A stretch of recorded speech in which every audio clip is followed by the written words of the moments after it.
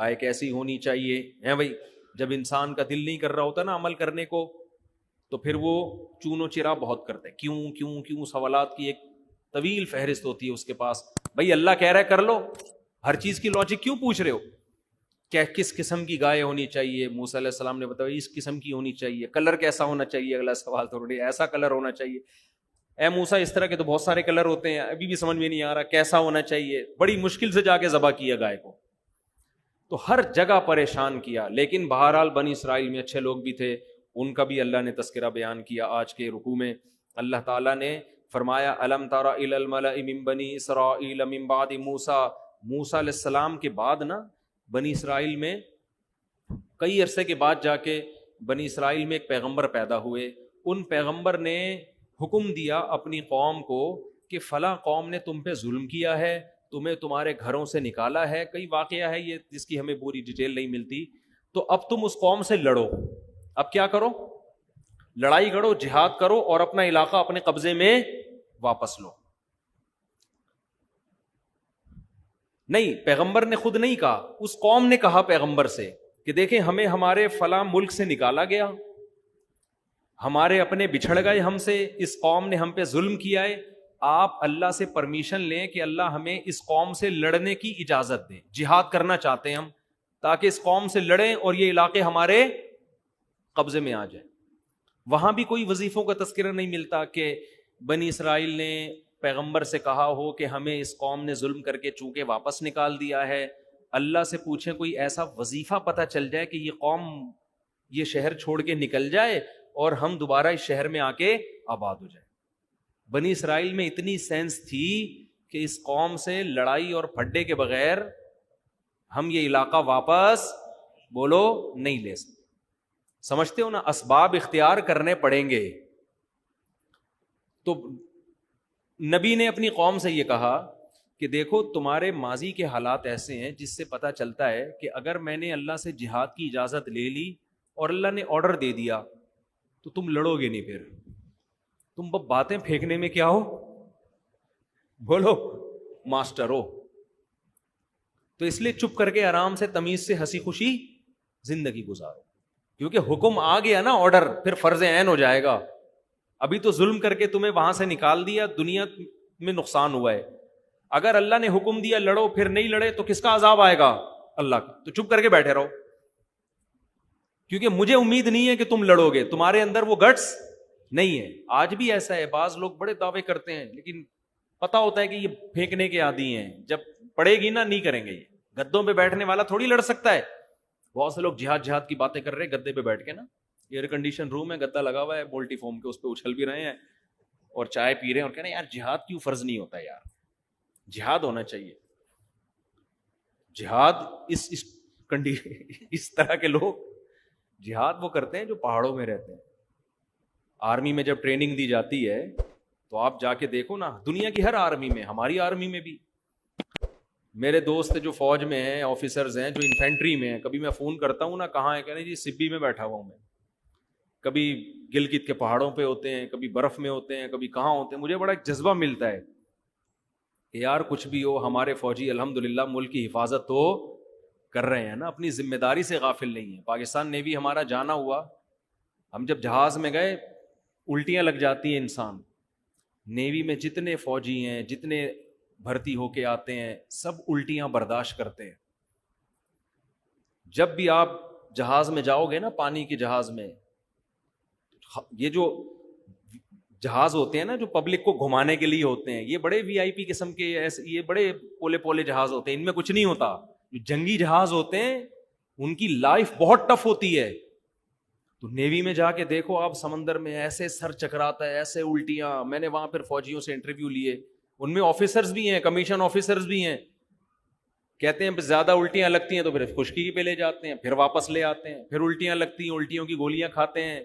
پھر جب مرنے لگتا ہے بندہ تو کہاں بھیج دیتے ہیں؟ خشکی پہ. اسی میں زندگی گزرتی ہے, اسی میں زندگی.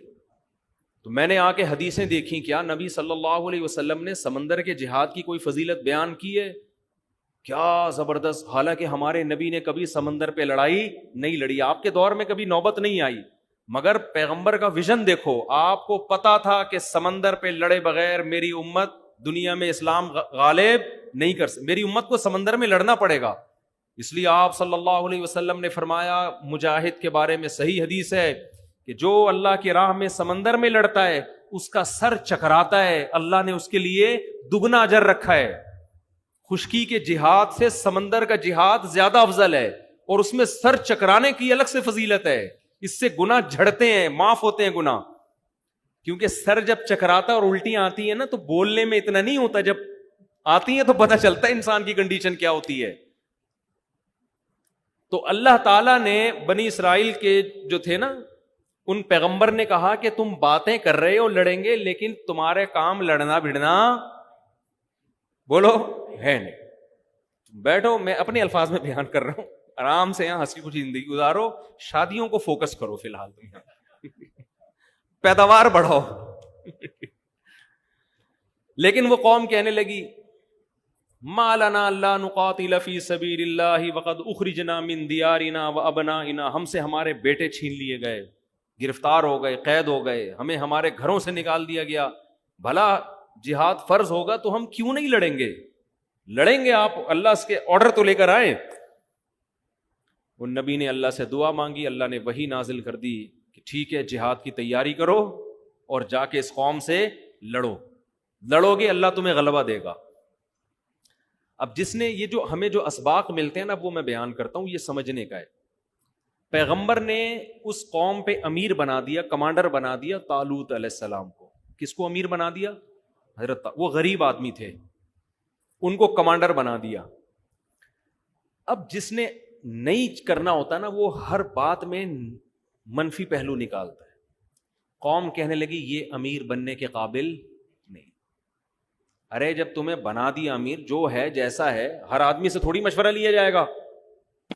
کہنے لگے نہیں، یہ تو غریب آدمی ہے، کل تک تو یہ جیسے لوگ کہہ رہے ہوتے ہیں نا، کل تک تو یہ سائیکل پہ گھومتا تھا، آج اسی کو ہمارا حاکم بنا دیا ہے. بھائی لوگ کہہ رہے ہوتے ہیں نا. ایک تاجر ہیں بڑے مالدار، مجھے لوگ کہتے ہیں کل تک تو یہ سائیکل پہ گھومتا تھا، آج دیکھو لینڈ کروزر میں گھوم رہا ہے. تو میں نے کہا کیا ہو گیا؟ اگر اللہ نے کل تک سائیکل پہ گھمایا، رکشے میں، آج اس کو لینڈ کروزر میں گھمایا، تو اس میں تکلیف کی کیا بات؟ یہ ضروری ہے کہ جو کل لینڈ کروزر میں گھومتا تھا آج وہی گھومے گا؟ سائیکل سے لینڈ کروزر پہ آنا اسلام میں حرام ہے کہ اللہ نے دے دیے، رزق کے دروازے کھول دیے، تو طنز کیوں کر رہے ہو؟ تو انہوں نے کہا یہ غریب آدمی، یار یہ ہمارا کمانڈر بنے گا. تو پیغمبر نے اس قوم کو کیا کہا؟ ان اللہ زادکم، وہ کیا ہے؟ ان اللہ زادکم زاد علیکم فل، کیا ہے بھائی وہ آیت پڑھو یار. ان اللہ اصطفاہ علیکم وزادکم فل بسطۃ فی العلم والجسم. دیکھو ان میں دو خاصیتیں، نالج ان کے پاس زیادہ ہے. نالج سے مراد یہاں جنگ کی نالج. یہاں بھی دیکھو اسباب اختیار کیے جا رہے ہیں. یہ نہیں کہ یہ چونکہ اللہ والے بزرگ ہیں ان کو اٹھا کے کمانڈر بنا دو. آج کل یہ ہو رہا ہے، لوگ دیکھ رہے ہیں نیک آدمی کون ہے، اس کو بنا دو. نیک ہونا الگ چیز ہے، تجربے کار ہونا الگ چیز ہے. کتنی خاندانی بات کی. آج ہم نے ایک مہمان بلائے تھے نا، بڑی زبردست. میں اکثر بیانات میں یہ بات کہتا رہتا ہوں کہ رسول اللہ صلی اللہ علیہ وسلم نے حضرت خالد بن ولید کو کمانڈر بنایا، حضرت ابو ہریرہ کو کمانڈر نہیں بنایا. حضرت ابو ہریرہ کو حدیثیں یاد کرنے پر لگایا، خالد بن ولید کو حدیثیں جمع کرنے پر بولو نہیں لگایا. جس کے اندر جو صلاحیت ہے اس سے وہ کام لیا جا رہا ہے. حضرت بلال کو مؤذن بنایا، آواز اونچی ہے، آواز اچھی ہے، ان کو جنگ میں کمانڈر نہیں بنایا جا رہا. تو ایبلٹی دیکھی جاتی ہے. آج ہماری تباہی کا ایک بہت بڑا ذریعہ یہ بھی ہے کہ فقہا نے تو یہاں تک لکھا ہے کہ جنگ میں دو آدمی ہیں. ایک آدمی وہ ہے جو فاسق و فاجر ہے، گنہگار آدمی ہے، نیک نہیں ہے، جنگ لڑنے کا تجربہ ہے، فائٹ اچھی جانتا ہے. مسلمانوں کا کمانڈر اس فاسق و فاجر کو بنایا جائے گا. دوسرا نیک ہے، پرہیزگار ہے، اللہ اللہ کرتا ہے، تہجد گزار، روزے دار، مگر جنگی تجربہ اس کے پاس بولو نہیں ہے. اس کو کمانڈر نہیں بنا، وہ مروا دے گا. ٹھیک ہے، وہ کیا کرے گا؟ وہ اتنا نرم دل ہے اللہ اللہ کرنے کی وجہ سے کہ جب اس کو آپ نے کمانڈر بنایا اور دشمن نے آ کے للکارا تو اس کی کانپیں ٹانگنے لگی. یا وہ بیچارہ انسپائر ہو گیا ان سے. میں نے بعض نیک لوگ ایسے دیکھے ہیں, ان سے مکھی نہیں ماری جاتی, اتنے نرم دل ہوتے ہیں, ان کے اندر ہی کوالٹی ہے, نرم دل ہے. اب وہ ان سے تلوار, ایک صاحب ایسے بھی تھے ہمارے محلے میں, بہت نیک تھے, قربانی میں ان سے بکرا ذبح نہیں ہوتا تھا, ان کو رونا آنا لگتا تھا, یار میں کیسے کاٹوں یار. لیکن ان میں تھوڑی عقل تھی, انہوں نے کہا یار اللہ کا حکم ہے, اس کو پورا کرو اپنے دل کو. وہ ان سے بکرا نہیں کٹتا تھا, تھے بہت نیک, انتقال ہو گیا, اللہ مغفرت فرمائے. قربانی میں بکرا نہیں کٹتا ان سے نا, رونا آتا تھا ان کو, وہ نہیں کہہ رہے بھائی میرے سے نہیں یہ منظر دیکھا جاتا. نیک تھے, درس قرآن بھی دیتے تھے, اتنے نیک تھے. اب آپ بتاؤ ایسے نیک کو جب آپ کمانڈر بنا دو جس سے بکرا نہیں کٹ رہا, وہ دشمن کی گردن کہاں سے کاٹے گا؟ وہ تو بندوق چلانے سے پہلے وہ سامنے والا کہے گا میرے چھوٹے چھوٹے بچے ہیں, کہے گا یار اس کے تو چھوٹے چھوٹے بچے ہیں. یہ نہیں دیکھ رہا کہ یہ سارے کیا کمارے چھڑے چھاٹ ہیں جو ہمارے ساتھ لڑنے کے لیے آئے ہوئے ہیں, یہ بھی تو کسی کے بچے ہیں. تو جنگ کے اصول الگ ہوتے ہیں. تو خیر نبی نے کیا کہا کہ دیکھو یہ جو طالوت ہے نا, اللہ نے ان کو نالج دی ہے, جنگ لڑنے کا تجربہ, جنگی امور. نقشے بھی محمد بن قاسم کے بارے میں تاریخ کی کتابوں میں ہے کہ سندھ کا نقشہ ایک دفعہ اس نے دیکھا ہے ایسے, اور اس نقشے کو دماغ میں انسٹال کیا اور کہاں پہنچا, دیبل کے راستے سندھ پہنچا ہے وہ. کیونکہ اتنے لمبے لمبے صحرا اور سمندر عبور کرنا آسان کام نہیں تھا. اس کے لیے کھوپڑی, پہلے گوگل میپ تھوڑی تھا, آپ کے دماغ کو گوگل میپ والا کام کرنا چاہیے تھا. اب آپ نے ایسے کند ذہن آدمی کو نقشہ پکڑا دیا کہ دیبل جانا ہے بھائی, وہ پوری رات بیٹھا ہوا کہ یار یہ ادھر سے ٹرن ماروں گا, ادھر سے بصرہ آ رہا ہے, بصرہ سے لیفٹ پہ ٹرن ماروں گا تو کوفہ آ رہا ہے, کوفہ سے جب ادھر کو نکلا, ابے بھائی میری کھوپڑی کام نہیں کر رہا. پتا چلا دیبل کو فتح کرنے نکلے تھے, نکل گئے افغانستان. وہی میں لطیفہ سناتا ہوں نا کہ ایک آدمی جو تھا, پہلے یہ ایجنٹ نہیں ہے, ٹریول ایجنٹ, یہ لوگوں کو پیسے دے کے نا ادھر لانچ میں بٹھا کے کبھی دبئی کبھی قطر کہاں کہاں بھجواتے تھے, اس میں فراڈی بہت ہوتے تھے. تو ایک آدمی نے ٹریول ایجنٹ کو پیسے دیے کہ مجھے مسقط جانا ہے. اس نے گھما کے نا سمندر میں جانے کے بعد پتہ نہیں چلتا کدھر آ گیا آدمی, گھما کے ادھر گوادر پہ اتار دیا اس کو, ساحل پہ. پہلے گوادر آباد بھی نہیں تھا, اب یہ گوادر میں گھوم رہا ہے, یہ سمجھ رہے مسقط ہے. اس کو بھائی اب تو خود جا. اس کو بندہ نظر آیا ریگستان میں, اس نے پوچھا یار تمہیں پتہ ہے کہ مسقط کدھر ہے؟ تو پتہ نہیں, میں تو خود قطر میں گھوم رہا ہوں بھائی. مجھے تو پتہ نہیں میں خود کہاں ہوں, قطر میں گھوم رہا ہوں. تو جس کو سمندر میں ستارے پڑھنے نہیں آتے, راستوں کا پتہ نہیں ہے, وہ کمانڈ کرے گا. اور بعض لوگ ایسے کن ذہن ہوتے ہیں, ان کو سمجھاؤ پھر بھی. فوج میں کمیشن آفیسر کے لیے ISSB کا ٹیسٹ ہے, اس کی ایک بہت بڑی وجہ یہ ہے کہ اس کی کھوپڑی کام کرتی ہے کہ نہیں کرتی ہے, ٹھیک ہے نا. کمانڈ کرے گا تو اس کے لیے کیا چاہیے, کھوپڑی چاہیے. مروا نہ دے کہیں. اس کو بولا تھا بھائی کارگل جانا ہے اور یہ کہاں نکل لی ہے, چترال کی طرف نکل لی ہے یہ. خیر ان کو وہی قطر میں چھوڑے بھی, بہت لمبا, پھر وہ بیان کا سارا رخ ہی چینج ہو جاتا ہے. تو حضرت ان پیغمبر نے کیا کہا کہ غریب ہیں لیکن دو کوالٹی ہیں. نمبر ایک علم. علم کیا ہے؟ نالج, جنگوں کا تجربہ, نقشے پڑھنا, یہ سب چیزیں ان میں تم سے زیادہ ہیں. دوسری چیز جسم, صحت مند بھی ہیں. تجربہ تو آپ کے کمانڈر کے پاس بہت ہے, مگر کمانڈر نہیں ہے, اتنا سا ہے, وہ آدھا نظر آ رہا ہے آدھا نہیں. اسے دیکھ کے موٹیویشن ہی نہیں ملتی آدمی کو. کمانڈر جب خود آگے آگے ہوتا ہے, فوجیوں کو ایک موٹیویشن ملتی ہے کہ یار یہ لڑ رہا ہے تو ہم بھی لڑیں گے. یہ انسان کی نا پرسنالٹی کا بڑا, فوج میں بڑے دیکھو گورے نے نا, گورا بڑا ہوشیار ہے, گورے نے فوج میں کچھ ایسے جو ہمارے ملک میں بھی فالو کر رہے ہیں, گورے نے بڑی کچھ چیزیں بڑی خاندانی کی ہیں. اور یہ نبی صلی اللہ علیہ وسلم کا اصول ہے. ہمارے نبی صلی اللہ علیہ وسلم فوج میں کمانڈر بناتے ہوئے یا کسی دوسرے ملک کا سفیر بناتے ہوئے جسمانی پرسنالٹی بھی دیکھا کرتے تھے. علامہ ابن کثیر رحمہ اللہ نے لکھا ہے کہ نبی نے جتنے سفیر غیر ملکیوں کے پاس بھیجے نا, غیر ملکی بادشاہوں کے پاس, ان میں 2 کوالٹی تھی، سب خوبصورت تھے اور سب کو بولنا بڑا اچھا آتا تھا، تاکہ جب پہلا امپریشن پڑے نا غیر مسلم بادشاہ کے پاس، وہ متاثر ہو جائے، روب میں آ جائے کہ بھائی کوئی بندہ آیا ہے بات کرنے کے لیے. آپ نے کسی ایسے کو بھیج دیا اس سے بات ہی نہیں ہو رہی، وہ ہچکچا رہا ہے، اس کی کانپیں ٹانگ رہی ہیں، وہ گھبرا رہا ہے، تو وہ کہے گا یار جن کا نمائندہ ایسا ہے وہ قوم بھی ایسی ہوگی. حالانکہ ضروری نہیں ہے بھائی، ہو سکتا ہے یہ بندہ ایسا ہو باقی قوم ایسی نہ ہو. پرسنالٹی کا بھی بڑا خیال کیا ہے. ایک صحابی تھے دحیہ کلبی غالباً نام تھا ان کا، وہ نبی کے سفیر تھے، اتنے خوبصورت، ایسا قد، ایسی پرسنالٹی کہ حضرت عمر نے ان پر پابندی لگا دی کہ مدینہ میں نقاب پہنے بغیر آپ کو آنے کی اجازت نہیں ہے، کیونکہ مدینہ میں بعض عورتوں کے فتنہ میں مبتلا ہونے کا اندیشہ ہو گیا تھا.